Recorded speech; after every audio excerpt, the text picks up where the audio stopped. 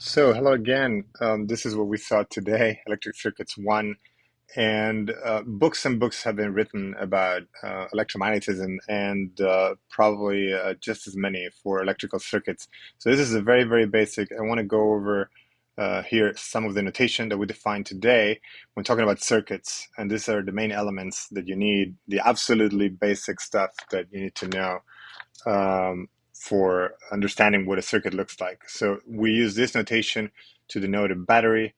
There's a long line and a shorter line. These batteries can be concatenated. You may have one battery after another. We're not going to do that today, but you might see that later. This jagged line like so denotes a resistance, and this line with nothing on it is just a wire. And the simplest case of a circuit that we saw is this one, which you played with today in class, where R1 was a light bulb for you, but it doesn't have to be. It could be anything. In fact, all sorts of things you can connect to a battery, and they will have some resistance. But at least it will have that resistance property. And so for now, we focus on that. Suppose you have many such objects, then you can connect them like so, R1, R2 here, two different resistances. You can connect them like so, one after the other, with nothing in between and no other connection. Whenever one of them ends, the other one begins. And so that's what we call a connection in series.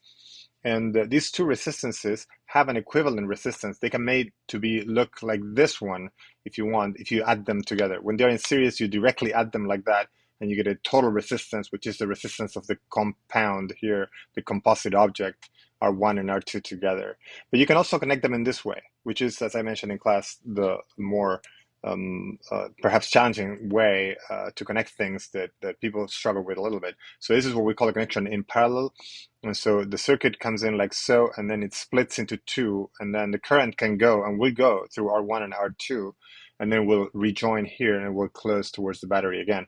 And so this is a connection in parallel, and it's also possible here to calculate the total resistance of this composite object, R1 and R2 in parallel, but it's more challenging than this one. Instead of just adding them, what you have to do is add the inverses and then invert the result. And so that's what gives you the total resistance of this two guys in parallel.